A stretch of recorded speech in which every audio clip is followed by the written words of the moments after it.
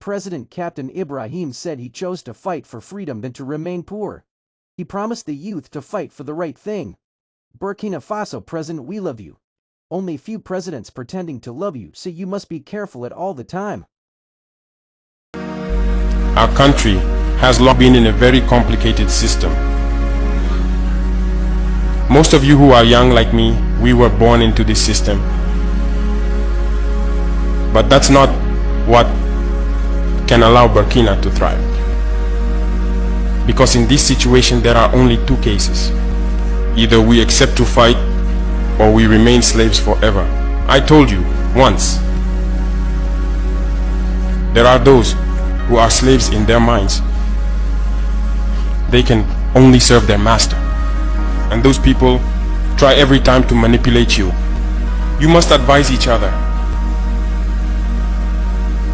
Because every situation can be exploited by these enemies of the nation to try to discourage you, to demotivate you.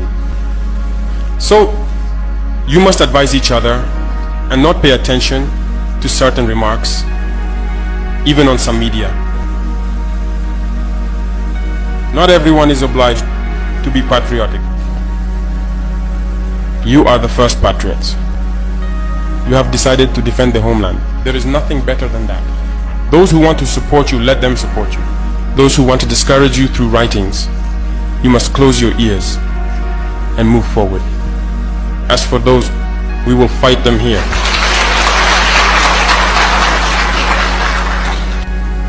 So, we must remember something.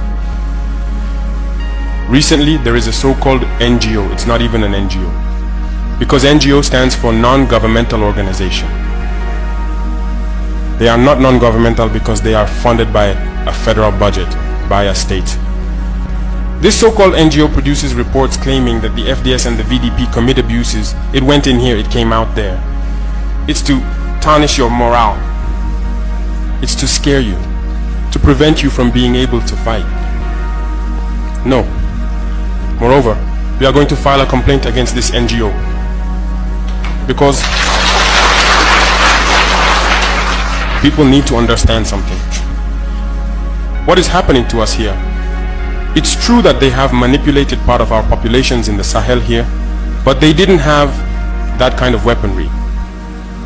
What brought such significant weaponry into their ranks? It's Libya. Who destroyed Libya?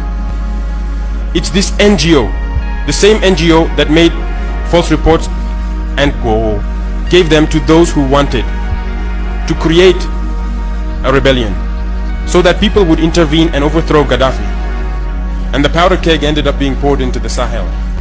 These millions of lives that have been taken in the Sahel, we must file a complaint against this NGO because it is responsible for these false reports it made to support this thesis of attacking Libya. They have no moral lessons to give us. Look at the world. Let them go defend human rights all over the world first before coming here. We are fortunate to have similar situations.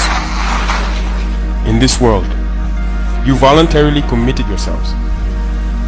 There are countries where people are forcibly taken, killed. You live or you die. Others, even while trying to flee, end up dying. They don't talk about human rights because these people see us as subhumans. They see us as slaves. That's how it is in their minds. They have never changed their mindset, but it's up to us to show them that we are not slaves and we will never accept this state of affairs. So don't be fooled by the stories they tell to anyone who will listen. You must stay focused on your fight. Stay focused. We know what we are doing. And even now, the VTP commander told me that there is a human rights training session underway for group leaders and their deputies. If we make efforts, we know it's for ourselves. We no longer do things to please someone else. We do it for our homeland. And you are committed to that. Defend your homeland. Do not listen to those individuals. They should not affect your morale. In the history of the world, there have been wars. And during the Second World War, People organized themselves to defend, all over the place. But there is a country that could not defend itself, which had to come and take our ancestors to go defend them. And today that same country wants to give us lessons.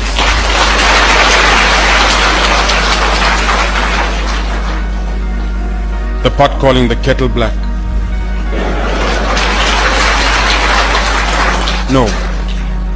You are the descendants of those same ancestors who went to defend others, who liberated the world from Nazism. Today you are fighting for your lands. These same individuals dare to create terms to tarnish you. We oppose this. We will never agree. Continue to defend your lands. It is your wealth that interests these people. It's our gold, it's our minerals that interest them. Otherwise, why come and drive out entire villages to seize our lands? So we will fight and we will reclaim our lands, our wealth. It belongs to us. It's for us. It will benefit us and our children. I therefore encourage you to remember that this war is to free us from slavery. It's for our independence. And you must keep your spirits high, stay strong. Never give in to manipulators, to those individuals who no longer understand the notion of homeland, or to those people who come from outside to try to subdue us through their terms they invented and their organizations they created to enslave us. Fight, move forward, do everything you can. Draw, as I said, from your cultural resources, from what you have been shaped by since the village. Draw from it and wage this war. Stay focused and stay strong.